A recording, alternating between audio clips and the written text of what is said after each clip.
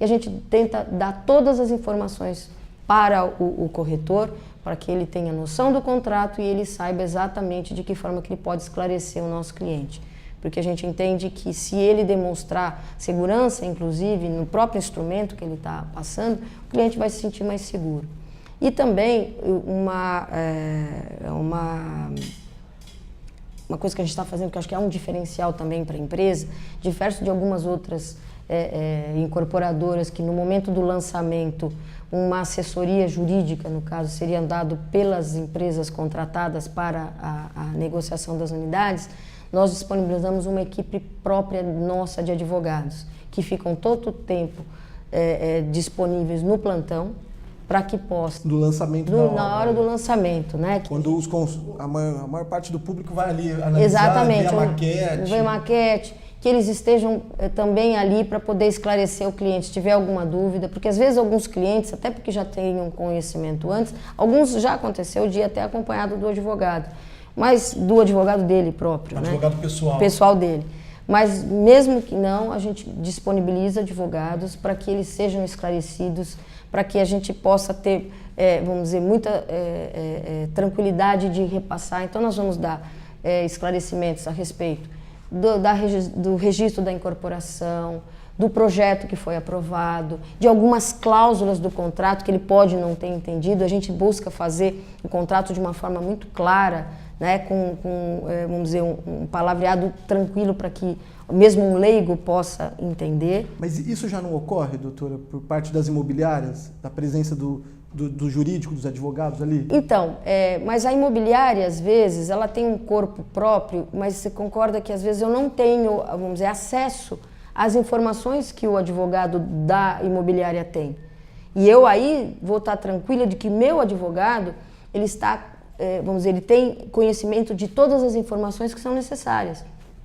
Especificamente da minha incorporação imobiliária, especificamente do meu projeto aprovado, tá certo? E do instrumento que eu estou ali. Não que as empresas, lógico, as empresas de mercado, com certeza são muito capazes e têm um departamento jurídico muito eficiente. Mas seria assim, vamos dizer, como se fosse um complemento para que, se for necessário, o nosso advogado tenha auxiliar ainda para que o cliente se sinta realmente esclarecido. E isso não impede, por exemplo, que mesmo após o lançamento, todo o nosso departamento está disponível para poder esclarecer qualquer dúvida, quer seja por e-mail, quer seja por presencial, envio de documentação que ele sentir necessário. Ou seja, em toda a obra, no lançamento da construtora aqui de Santo André, a MZM, existe também um corpo jurídico ali. Exatamente. Disponível para atender... Para poder atender os clientes. Os interessados. Exatamente. Ali. Tá certo. E quais são as dúvidas mais comuns, doutora? As dúvidas mais comuns, hoje o público está bem informado, tá certo? Ele já chega informado. Então ele já sabe que uma unidade só pode ser colocada à venda depois do registro da incorporação. Então ele busca isso. Algumas vezes eles solicitam, então inclusive nós temos no plantão cópia do projeto aprovado, cópia do alvará e a matrícula do imóvel, do terreno com a incorporação registrada. Então ele já está bem esclarecido. Mas as dúvidas principais são a questão da metragem quadrada, ter certeza de o que ele está adquirindo, tá certo? A forma de pagamento, né?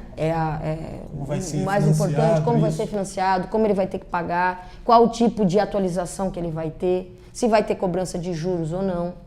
E também no caso de uma eventual rescisão, qual seria, vamos dizer, as verbas que ele receberia de volta, que ele teria direito numa eventual rescisão, tá certo? Então, essas são as dúvidas principais que surgem na hora da aquisição do terreno. E esses seriam também os cuidados que o consumidor deve ter na hora de comprar um apartamento na planta? Ah, sim. Eu acho que Primeiramente, o que é, doutora, desculpa te interromper, comprar um apartamento na planta? Muita gente não sabe o que significa. Comprar na planta é o seguinte, porque é muito fácil, né? Você chegar, você vê um prédio pronto, você já sabe exatamente aquilo que você está comprando, né? O tamanho que ele vai ter, a distribuição, etc. Comprar um apartamento na planta é que você está comprando a rigor, uma promessa de entrega de uma unidade descrita, constante do contrato, com áreas, com determinados acabamentos, constante do memorial descritivo. que está no contrato. Então você tem que ter cuidado, porque primeiro você tem que se certificar daquilo que você está adquirindo. Então se é exatamente aquilo, então você tem que ter noção de tamanho, né? Então isso você vai ter essa noção através do projeto, das dimensões que você vai ter. Agora, eu acho que o mais importante de tudo é a questão da segurança na questão documental, certo? Primeiro você tem que saber, você tem que conhecer a companhia que está te oferecendo aquilo, a incorporadora, a tradição que ela tem, no certo? mercado, no né? mercado, né? A forma que ela tem entregue as unidades dela, se ela tem capacidade para poder cumprir aquilo, porque nada mais é, o registro da incorporação, o incorporador, quando ele faz esse registro, ele está publicamente assumindo o compromisso de entregar um empreendimento naquela forma que está descrita, tá certo? Que consta, inclusive, do memorial de incorporação e que a unidade que o cliente está adquirindo também está descrita no contrato. Então, na verdade, isso é um compromisso que ele está assumindo. Então, na verdade, você garantir de que a empresa tem idoneidade e tem capacidade técnica e financeira de te entregar aquilo que você está adquirindo, tá certo?